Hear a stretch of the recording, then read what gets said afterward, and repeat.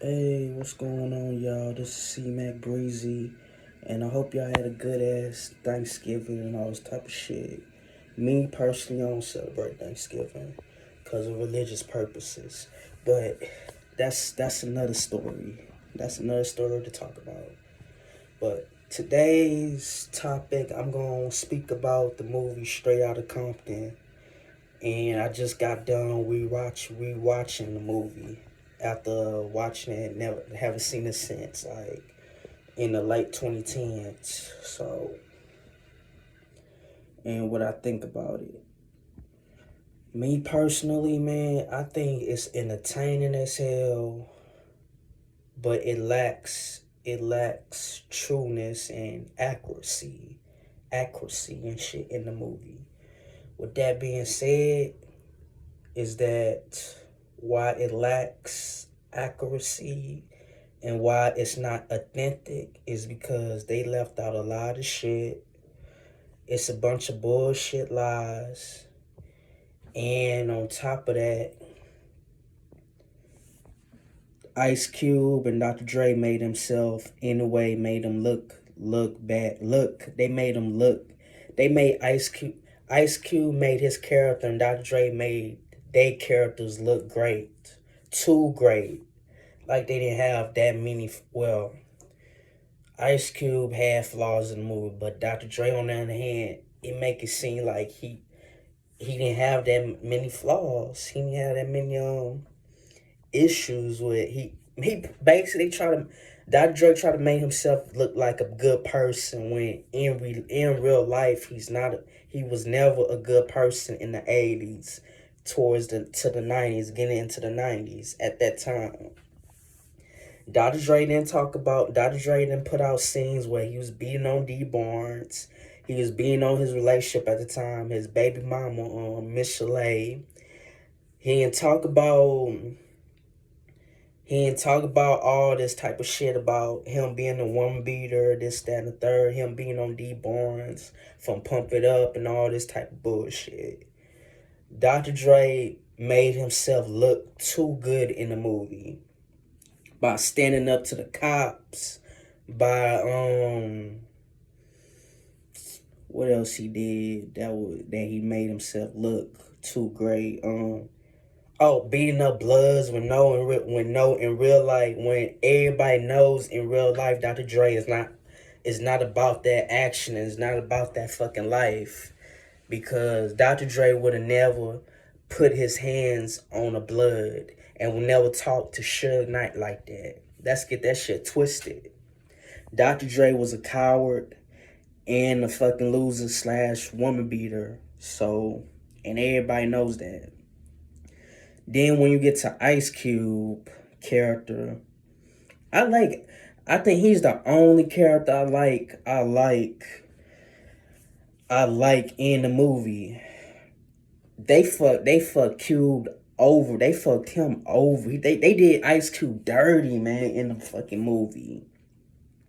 To where everything was somewhat true in the movie in Ice Cube's point of view.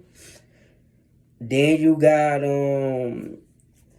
I wish they would have showed they kind of did MC Ren's character wrong and DJ Yella character wrong, because for one, why they like side characters? They contribute more shit to NWA. They make it seem like MC Ren and DJ Yellow wasn't there like that. And what pissed me off more is that why y'all left off Abram Prince.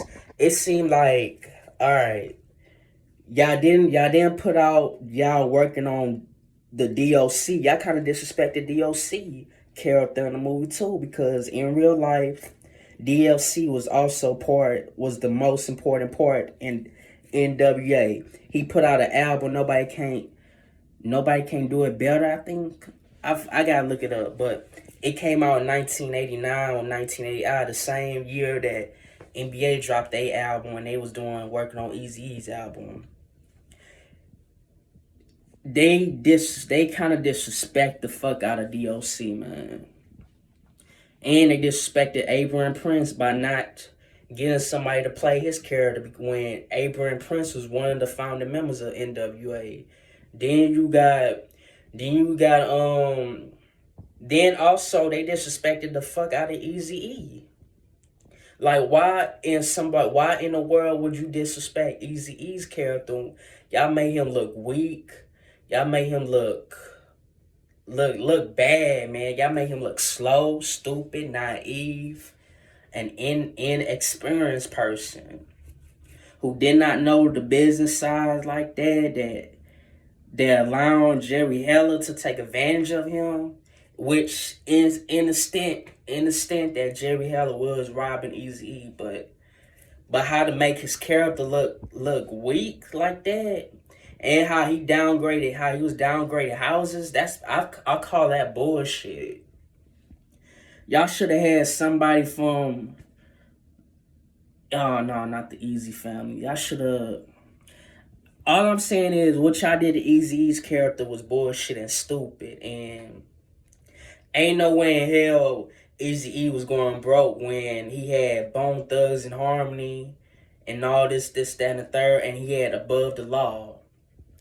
And they was making him plenty of money on Ruthless Records. For y'all to say that Eazy-E had to downgrade houses and how he was going broke and all this type of shit. And how y'all talking about how there's a scene in the movie where there's also a scene in the movie where y'all saying that Eazy-E got touched by Suge Knight and his entourage and his goons. When actual reality they was not going. In reality that shit would have never happened to Eazy-E. If Suge Knight was gonna touch Eazy-E, Eazy-E would have made damn sure that Suge Knight would have got his get back. They would have retaliate on Eazy-E's part, on Eazy-E's end. That shit would have never happened. Suge Knight would have never touched Eazy-E in real life. Let's get that shit clear, man. I feel like Eazy-E should have his own biopic movie. And y'all should make him, if y'all gonna, and also, let me get this clear. Let me get this straight. If y'all gonna make an Eazy biopic just by his damn self, make sure it is done right. Because right here, what y'all did to Eazy-E in this movie, and plus he didn't even, the motherfucker that played Eazy did not look like fucking Eazy-E. Eazy-E wasn't dark like that. His skin tone was terrible. Whoever played okay, I give him that. I give Jason's Revel I think that's the name of the actor that played Eazy. Okay, I give him this though, but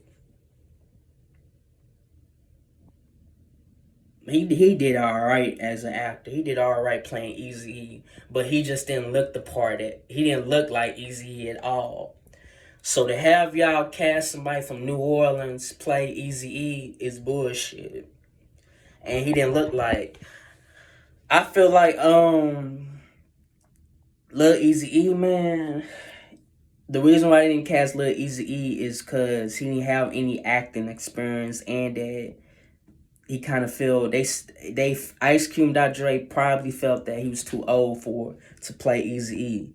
But I really feel like Lil Eazy-E was gonna I feel like Lil Eazy-E would have been a better fit for the movie, for the role of Eazy-E in the movie. And also, it's shit straight out of Compton is average. I ain't gonna call it trash because there's some scenes that is actually good in the movie. It's just some. And also what's off too, when you see the scene in Dr. Dre working with Tupac in the studio, and he's rapping Hail Mary, and Tupac rapping Hail Mary. Bro, when did Dr. Dre went to that? What year was that when he went on that high speed chase with them cops? What year? I think it was either between 95 or 96. I'm thinking about this timeline. It was either 95 or 96. I would say somewhere like towards the end of 95, heading to 96. Hail Mary was not fucking out yet. So for this movie, for y'all to put Hail Mary in the fucking movie and him and Tupac rapping in the studio, rapping Hail Mary, that shit didn't come out yet. Everything in this movie was bullshit. It's basically like it's fiction. All I gotta say, I'm put it to like that. It's fiction. All this shit in the scenes of Straight Outta Compton was fiction.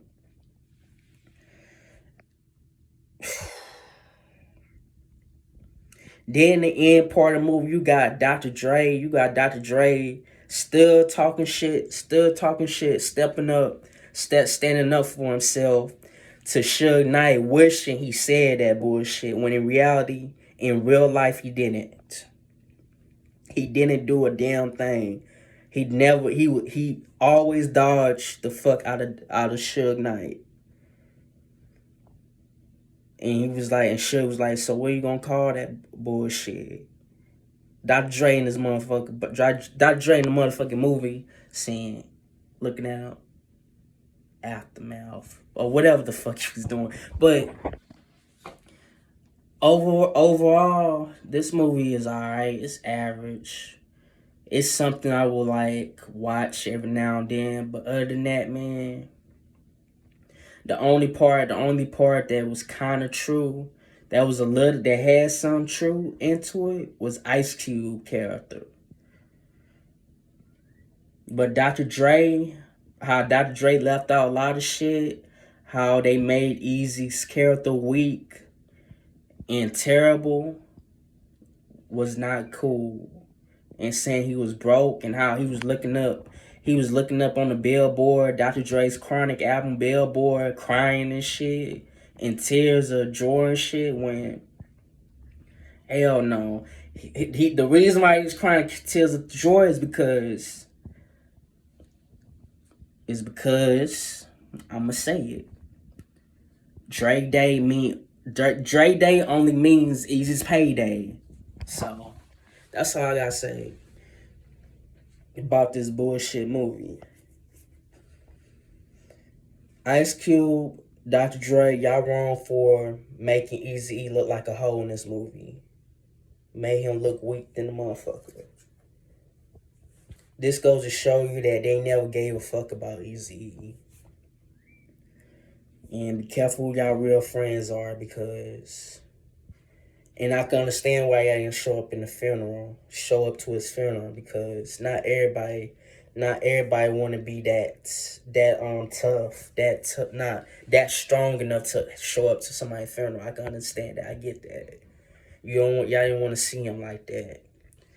But this movie, man, it has some issues and problems with keeping it real. It was fake. Eazy E did not get beat up by Suge Knight. Eazy E was not broke. Eazy E was doing good by himself. He even had BG knockout and Drake stuff. What the fuck y'all talking about? He was going broke. Man, make it make sense, yo. Who else? MC Ren, Kiss My Black Ass, or that album, or whatever MC Ren albums what he was doing good on Ruthless. Miss Chalet was stood on, I think, Ruthless Records, still doing good. Come on now. Until she left with DOC and them and to go to Death Row Records, because DOC was Dr. Dre's dude. So yeah, man, they even made DOC. It's like they only put DOC in a movie because he would just to be there. Just was a side character. That's all I gotta say. But I don't know, man. This movie is terrible. It's terrible at best. Not at worst, but at best. Heading almost towards the worst. But it's mediocre. That's all I gotta say. And peace.